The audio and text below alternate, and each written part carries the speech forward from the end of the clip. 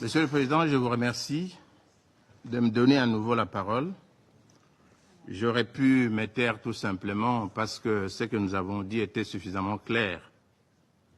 Mais devant les élucubrations de mon collègue du Rwanda, je crois que je suis obligé quand même d'y revenir un tout petit peu.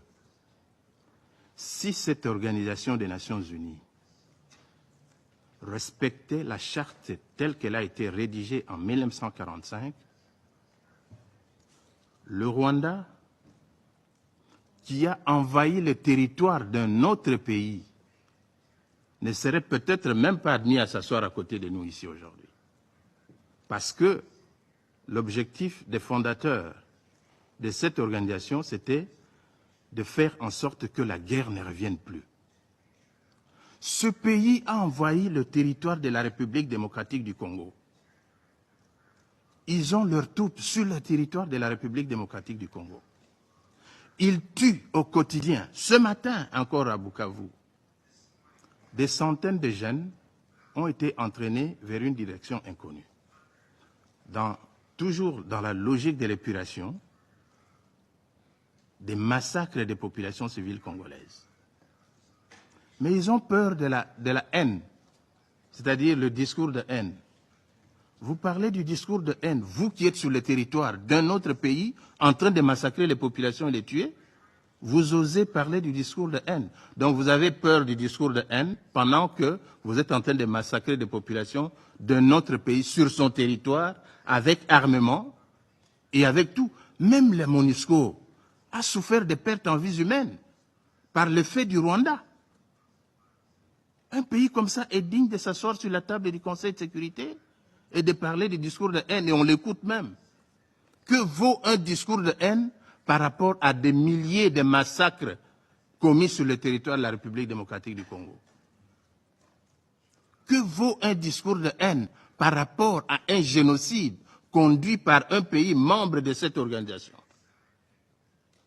Monsieur le Président, il a parlé aussi des FDLR. Mais qui sont les FDLR? Ce sont des Rwandais. Organisez un dialogue inter-rwandais. Discutez entre vous. Vous n'avez même pas de démocratie chez vous.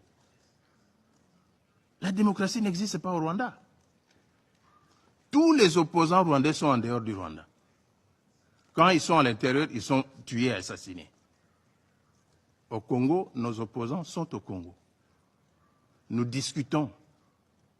Nous avons la démocratie, même si on ne peut pas la comparer à la démocratie occidentale. Elle existe. Où est la démocratie au Rwanda? Où est la démocratie au Rwanda? Citez-moi un seul opposant rwandais qui existe au Rwanda. Ça n'existe pas. Alors venir débiter des choses du genre, voilà, discours de haine et tout consort, mais ça n'a pas de place ici. Monsieur le Président, les FDLR, parce qu'on en parle toujours, on a fait pratiquement son cheval de bataille ici. Ce sont des Rwandais, je l'ai dit. Si les Rwandais veulent la paix avec les FDLR, mais pour convoquer un dialogue entre vous, discuter. Qui plus est, ces FDLR sont où? C'est à l'est de la République démocratique du Congo. Et qui occupe l'est de la République démocratique du Congo maintenant? C'est le Rwanda et le M23. Mais nous avons dit, nous contribuons au démantèlement des FDLR. C'est ça le sens de l'accord de Washington. Tout simplement parce que nous voulons la paix. Mais qu'on ne vienne pas nous débiter ici des choses du genre comme si, à la base de toute cette insécurité, c'est les FDLR. C'est faux, archi faux.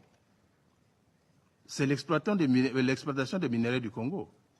On ne va pas s'en départir, nous l'avons dit plusieurs fois. Nous considérons que les graves violations des droits de l'homme qui se commettent à l'est de la République démocratique du Congo sont le fait du Rwanda. C'est un pays agresseur. On devait les traiter en tant que tels selon la Charte des Nations Unies. Nous sommes étonnés de constater que nous essayons toujours avec un agresseur qui vient avec des arguments, qui fait écouter même des arguments qui n'ont pas de valeur devant vous. Combien de fois parlera-t-on des FDLR? Combien de fois parlera-t-on des discours de haine? Et qui le dit? Un pays qui a envahi les territoires d'un autre, est-il digne de le dire? Je m'arrête là. Merci, Monsieur le Président.